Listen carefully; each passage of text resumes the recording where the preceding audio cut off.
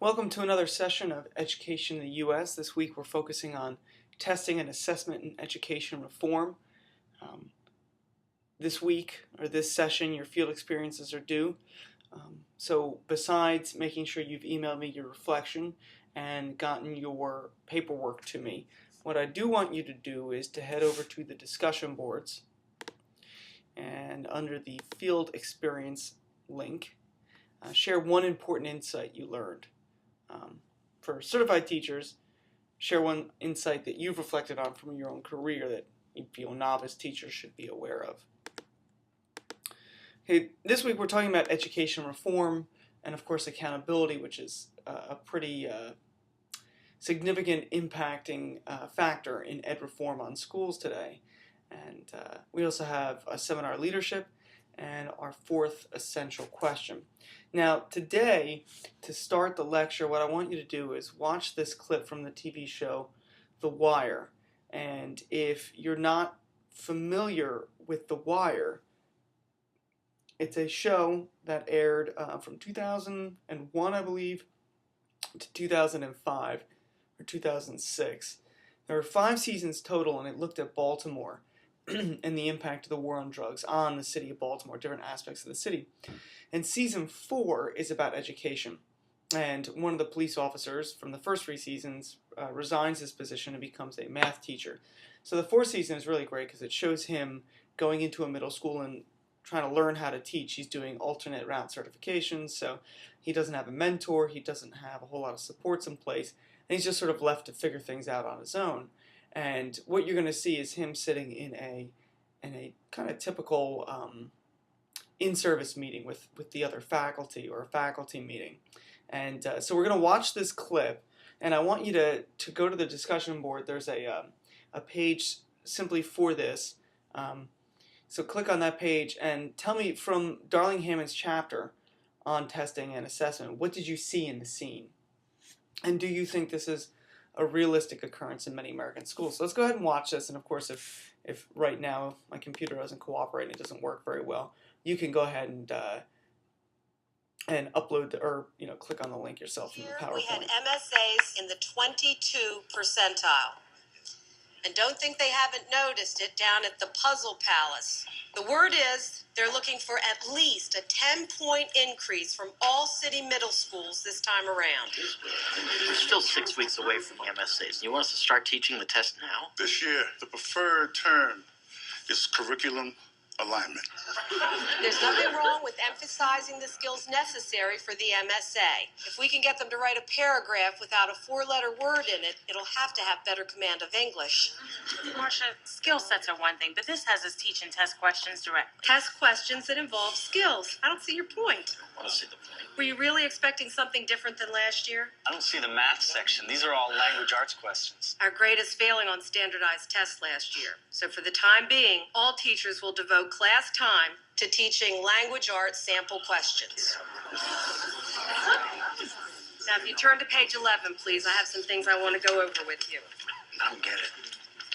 All this so we score higher on the state tests. To read pages 11 through If 13. we're teaching the kids the test questions, what is it assessing in them? Nothing. It assesses us. The test scores go up. They can say the schools are improving. The scores stay down. They can't. Juking the stats. Excuse me? Making robberies into larcenies. Making rapes disappear. You juke the stats and majors become colonels. I've been Is here everyone before. on the same section? Wherever you go, there you are. Okay, so just a little bit of background there on that character. He's also, I think I mentioned, he's a math teacher, but he was a police officer before that. Okay, and the season before this really focused on how the meetings at the higher-ups within the police force are this kind of shell game where the colonels or the majors change the name of the statistics that they're showing to make it look like crime rates are dropping within their district because there's pressure from the police commissioner to make crime go down. So rather than crime actually going down, it's simply based on the way that they show the statistics, or the way they juke the stats, as he says, it makes it look like certain crimes have gone down when really they've just been relabeled something else. So pause the lecture here and head over to the discussion board and respond.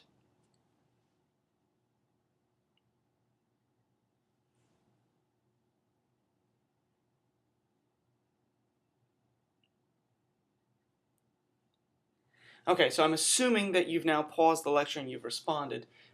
If we were in an in-person class, we would have had the discussion before I moved on. Now, there's a lot from Linda Darling-Hammond's work that you might have noticed from this. One thing in particular that I wanted to point out was from pages 85 to 86. I think it's important that we establish what she's talking about here. She's talking about gaming the system, right? So that character's name is Presbalewski. He calls it juking the stats. Darling-Hammond calls it gaming the system. And she talks about the study she did in Brazos City, where in Brazos City they had a waiver system where students in 9th grade needed to pass all 4 of their core courses, language arts, social studies, math, and science, to move on to 10th grade. And the exam would be administered in 10th grade. So if a student passed language arts, social studies, and science, but failed math, they would be considered still a 9th grader until they passed that 9th grade class. Okay, so you would be taking 10th grade classes in the courses you passed, but in the 1 or 2 9th grade classes that you failed, you'd stay in the 9th grade class and be considered a 9th grader. So when the exam is administered, you are not technically a 10th grader, you're a 9th grader, and therefore you don't take the exam. If at the end of that second year, your 10th year of schooling, or your sophomore year of high school, you then pass the math exam, well, you move on to 11th grade. All right, so you see how that system allowed students that didn't do well in a particular area, it kept them from taking the exam, right? The principals figured out a way to game the system where they could take students who are at risk for failing some piece of the exam and simply get them out of taking it altogether. Now, the probably unintended consequence, I don't think that they meant to do this, but Linda Darling-Hammond is skeptical on this point. But one of the unintended consequences of this is it puts additional pressure on these students who are now taking both a 9th grade math class and a 10th grade math class at the same time. Now, we know they failed 9th grade math, so we know it's not a subject of strength. Now they're taking that and 10th grade math, and many of these students would simply drop out because the course load, the course work was just too much. Oftentimes they'd be held back multiple years because of that, and they'd simply drop out, never entering the accountability picture. Right? So you can see how this is good for the people at the top of the food chain who are reportable or accountable to the state commissioners of education, but very, very bad educationally for the students. And as a side note, watch The Wire. Best show ever, especially for teachers. That season 4 is such a powerful statement about education in America and the impact of accountability, these accountability measures on American schools. Okay, so to set the table a little bit, okay, No Child Left Behind is what has brought about this current regime of accountability. It's a reauthorization of the Elementary and Secondary Education Act, which we talked about in the 3rd session. It had 4 guiding principles, or has 4 guiding principles, that every child should be tested every year, grades 3 through 8. Decisions on how to reform schools should be made at the state level. So there's an effort to make this a somewhat localized affair. Low-performing schools will be given help to improve, extra resources, and students stuck in persistently failing schools should be able to transfer into other schools. Now, it was passed in October of 2001, right after 9/11, and that is worth noting because maybe you remember this time, maybe you were a little bit younger and don't recall sort of the political atmosphere, but I don't know that Congress has ever been more in unison than they were in October of 2001. Everybody was getting along because of this shared concern over terrorism and Al-Qaeda. So it was passed with much fanfare but very little analysis. And as a result, accountability becomes the buzzword of the day. Okay? Whether the tests were valid or reliable, whether they measured what we wanted them to measure, was not really considered at this moment. All right, so to put this in an even larger context, in the 1980s and 1990s, school reform became one of the most popular issues. For example, George H.W. Bush wanted to be the education president. Bill Clinton considered himself the education governor. Right? Education was the big buzzword of reform at the time. And if you go ahead and watch that season of The Wire, there's someone running for mayor as the education mayor. Testing and accountability were almost always characterized as part of these reforms, right? So, for example, George W. Bush was considered the education governor in Texas. Both parties complained of a lack of accountability in schools. And this was a true bipartisan push if there ever was one. So here's the famous signing of the law. And it was co-authored by John Boehner, current Speaker of the House, and Senator Edward Kennedy, Ted Kennedy. They were the co-authors. Cannot imagine two people at opposite ends of the political spectrum in Congress. But they worked together to write this reform. And of course, it's very much about the achievement gap. So that's why, beyond the chalkboard look in the background and the desk and all that, George Bush is signing this law surrounded by two young African-American students. Texas became the model for this reform. It appeared as though Texas was closing the achievement gap. Now we know from Darling Hammond's research in that state that this was more mirage than miracle. But when George W. Bush entered the White House, he appeared to be an expert on education reform because at least it looked like Texas was doing a good job of closing the accountability, or the achievement gap, Now, researchers in Texas warned congressmen about the dangers of assuming that the reforms in Texas were truly closing that gap, but Congress mostly ignored these red flags. So the accountability plan in No Child Left Behind, the states define their own tests. They write their own tests. They define what proficiency means. But proficiency is the buzzword. Right? Proficiency is the goal. All public schools that received federal funding had to test all children, regardless of ability level, grades 3 through 8. And once in high school, right, so most of them test either in the sophomore or the junior year of high school. You certainly don't want to test in the senior year. But all students are tested regardless of their situation, and then the scores are disaggregated based on race, socioeconomic status, disability status, etc. And all states needed a timeline to show how 100% of their students would be proficient by the year 2014. All districts had to make what's called AYP, or adequate yearly progress, for every subgroup along that timeline. And not making adequate yearly progress, or I'll just call it AYP from now on, meant a school or a district would be labeled in need of improvement and face increasingly severe punishments for each year it did not make AYP. So after 2 years of not making AYP, a school is required to develop a 2-year improvement plan for the subject that the school is not teaching well. Students are given the option to transfer to a better school within the school district, if any exists. I taught in a school district where there was only one high school, so that was not an option.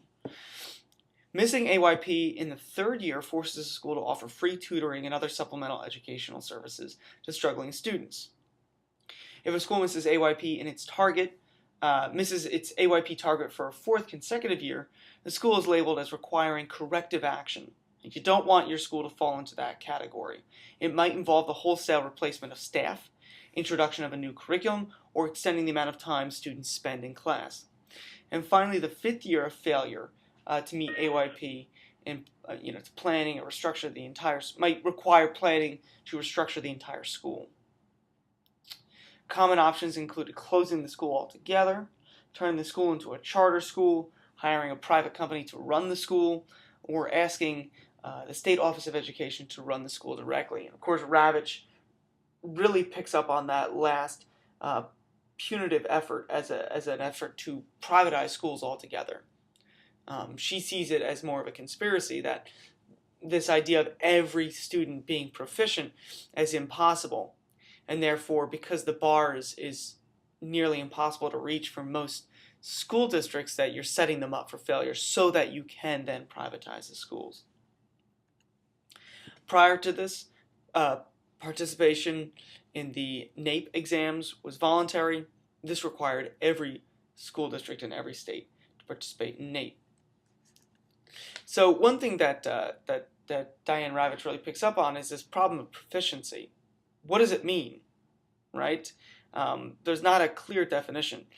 Proficiency does not mean minimal literacy. Okay, that's not what proficiency is.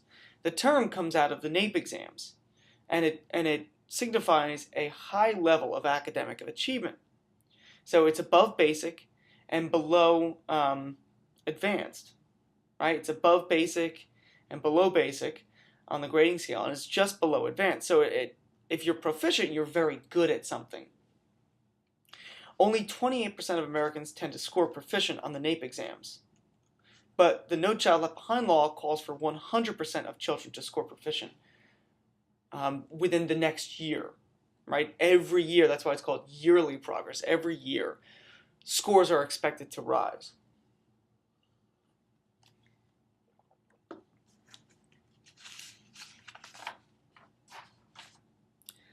So No Child Left Behind and the opportunity gap. And it's worth noting that this goal has never been reached by any state or any nation. Yet schools are threatened with closing and privatization if they don't reach this outcome by 2014. So there are two theories that link this method of school improvement through punitive action and assessment to practice. Okay, those two theories. One is that testing should be used to guide the school and curricular improvement and teacher training. Right? The idea is you test and you see where your areas of weakness are, and then you apply resources to improving those areas, whether it's through professional development, better resources, smaller class size, and so on. The other theory is attaching punishments to low test scores will motivate teachers to work harder. Right? So rather than the carrot, you use the stick. And this is what we mean when we say high-stakes testing. It's a method of reform without actually changing the structures in which students learn. Right? You see that? It's all on the work of the teacher to do this, to make these improvements happen. We don't change the system in any way. So it's not really reform in the classical sense. So legally, there exist standards for what students should demonstrate on exams, according to No Child Left Behind, but there's no standards for what schools should provide as resources to its faculty.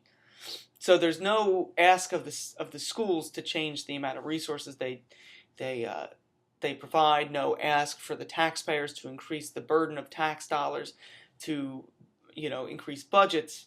It's all on the teachers to work with what they have to do more. 2 decades of data should demonstrate that high-stakes testing has made the situation worse, especially for students of color, students most at risk. So the school-to-prison pipeline has been the beneficiary of high-stakes testing, since punishing schools ultimately means punishing the students in those schools. And that term, school-to-prison pipeline, was one coined by Bill Ayers. And it's this idea that especially urban schools are kind of designed by prison system, with the prison system in mind, that they look like prisons. Students are sort of treated like prisoners in them, and then when you consider that many of these schools are actually built by the same companies that design and build prisons, it's not a hard theory to stomach. But the idea is that students end up being punished by this. Okay, the big picture research on connecting graduation rates or leveling up to the next grade and high-stakes exams with student achievement is mixed. Right? The individual data, however, shows that exam scores that are tied to graduation and grade retention leads to higher dropout rates. There's a failure here to invest in the improvement of teacher quality. And then you see that play out in the work that students are able to do. Grade retention as a solution to the achievement gap assumes the problem resides within the child rather than the school itself. Meaning, if you're going to keep a student back because they fail to meet these exams, the goals of these exams, it assumes the problems with the child, as opposed to those other factors that we know go into the impacting the way a child takes an exam. There's little that's done to impact the quality of the educational experience a child receives. Okay, New York City has used this policy and abandoned it more times than I can count. And that should demonstrate that this is not perhaps the most sensible way to go about reforming schools. But this strategy is an inherited piece of this factory model of education. And when you look at U.S. retention rates, meaning students being held back, the U.S. is on par with nations like Sierra Leone and Haiti, not the high-achieving European and Asian nations that our students will compete for jobs with in a global sense.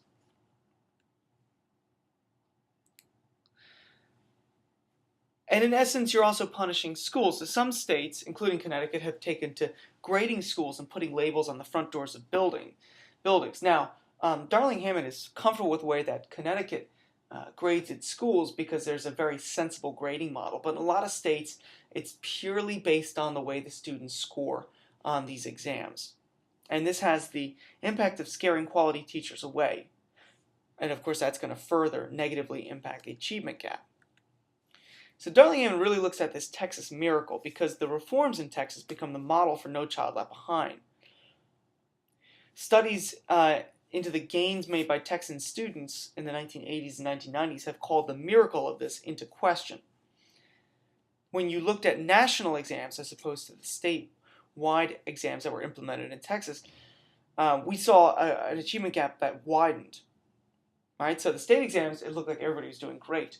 But on the NAEP exams, we saw the achievement gap growing over the years. And it suggests that whatever knowledge was measured by the state exams was not transferable to other assessments, or that the state exams were made easier over time to give the appearance of gains, or that students, certain populations of students were excluded from the state exams, but they couldn't be excluded from the national exams. Studies also showed that many students dropped out after taking the exams in the 1980s. And of course, the effects were most pronounced on minority students. Okay, and I talked about those strategies to game the system that ended up having the effect of pushing students out of schools altogether.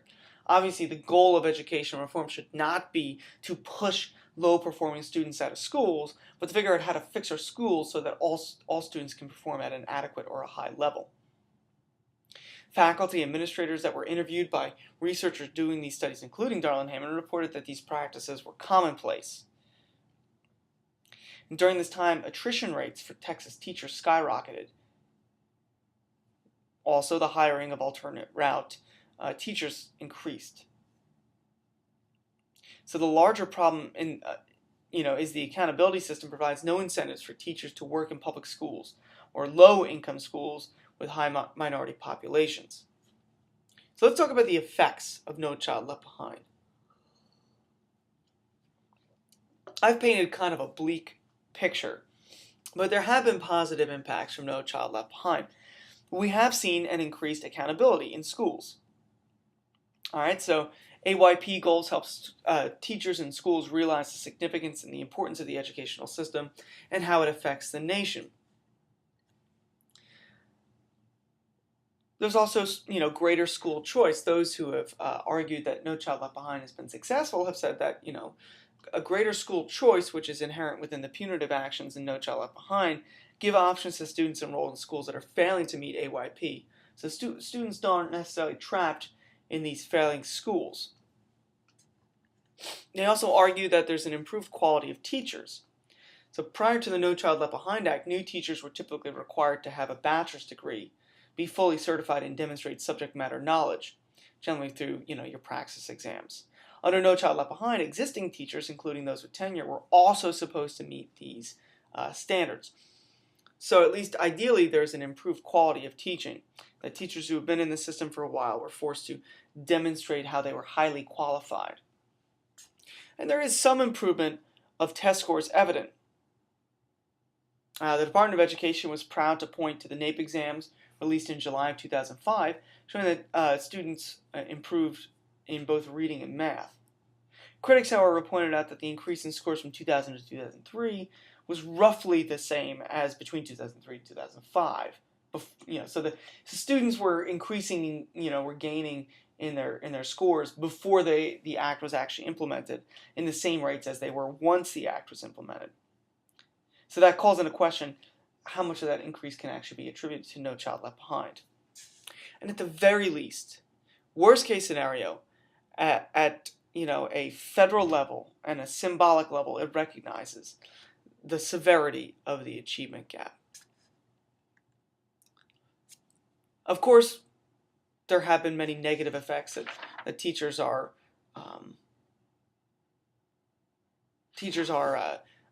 happy to talk about the negative effects of No Child Left Behind. Most complaints about No Child Left Behind tend to focus on funding, right? That Congress had authorized a great deal of funds that were supposed to go to the states to improve their schools, and very little of those funds actually ended up at the school level. That the choice option, when available, was rarely taken advantage of. Many parents and children didn't want to leave their neighborhood school, even with the offer of free transportation and better schooling. And this is a point that Diane Ravitch really touches on, the relevance of the neighborhood school and the importance of the neighborhood school. Many schools fail to meet AYP because of only one or two subgroups. So failing isn't really failing. Let me give you a personal example. I worked at a school where, I mentioned it earlier, we were the only high school. And so there was no way to move students around. That choice option wasn't there.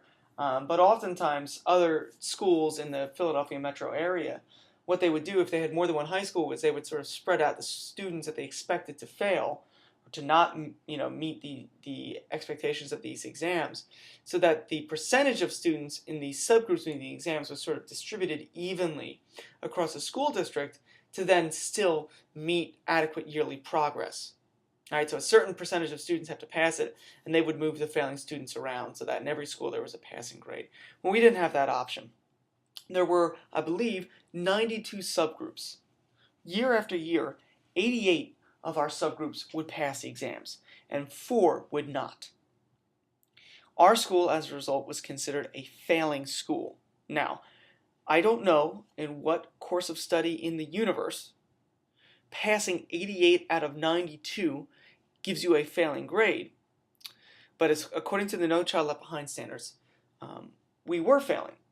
And of course, the local newspaper, which was very much anti-teacher, was happy to post headlines that said, Neshaminy School District fails AYP again.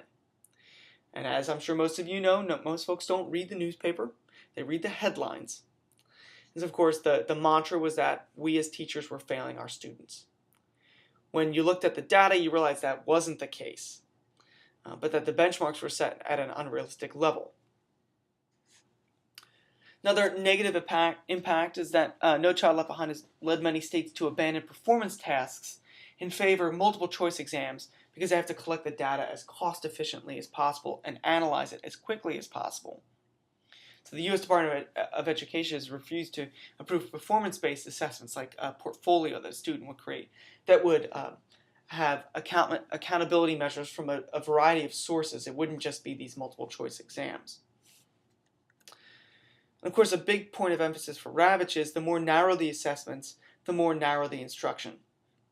And that ends up leading to teachers focusing on rote memorization and drill of multiple choice exams. So untested subjects, like for example social studies and in many states science, means those subjects will often be neglected.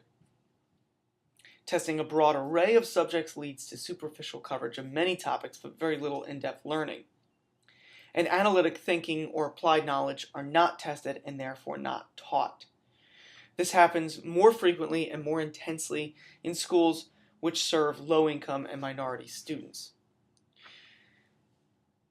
Then, we see that test score gains come out of test prep, not improved learning. Thus, the quality of teaching does not necessarily improve with test-based accountability. All right, so some of the criticisms of No Child Left Behind is that, it's generated huge revenues for tutoring and testing companies, sort of the private side of education. What some have called the educational industrial complex has very much benefited from No Child Left Behind. That there's no common standards, though there's an effort with the Common Core, which has meant that states could claim progress based on its own definitions.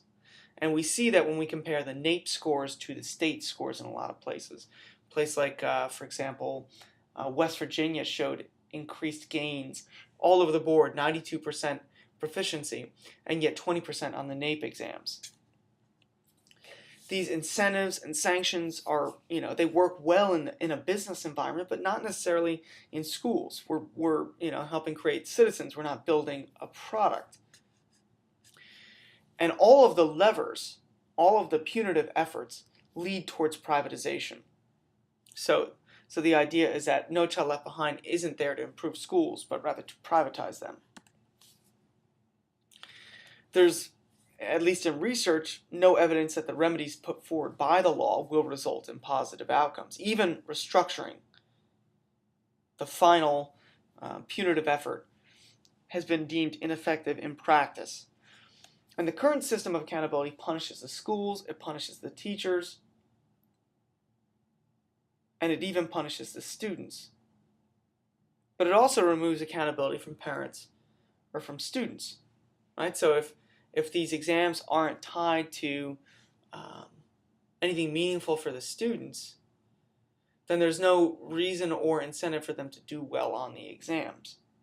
So I've heard that No Child Left Behind is like the doctor who takes your temperature every year, but never offers you a treatment for whatever's ailing you.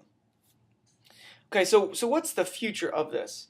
Okay, so in 2012, Obama announced that waivers for states, there'd be waivers available for the certain No Child Left Behind provisions for states that agreed to make certain conditions. All right, so the conditions were, among many, schools and districts must promise to set new targets aimed at preparing students for college and careers. They must also tether evaluations of teachers in schools in part to student achievement on standardized tests. And so, these types of conditions are seen as very much in line with a more politically conservative view of school reform, which is interesting, given Obama's political leanings. But there's Arne Duncan behind him. I talked about Arne Duncan last week. Arne Duncan, as Secretary of Education, has pushed generally politically conservative education reforms. So currently, No Child Left Behind is up for reauthorization. And there's been efforts to reauthorize it over the last 5 years, but this bipartisan unity is gone. There's bipartisan bickering, which sort of is the general state of Congress these days anyway, but it has taken a hold in education. In part, there's genuine disagreement over the role of federal government in education, and in part, there's just congressmen looking to elbow their way in and have influence and so on. Ravitch argues for what she calls positive accountability. She says that's a more desirable solution, that district officials should take decisive and consistent steps to improve low-performing schools and concentrate resources on failing schools rather than closing them. But we'll see what becomes of No Child Left Behind, because here we are. It's 2014. It's the target year. Okay, so you have Essential Question 4 this week. We have a seminar leadership, and make sure you share out your field experiences.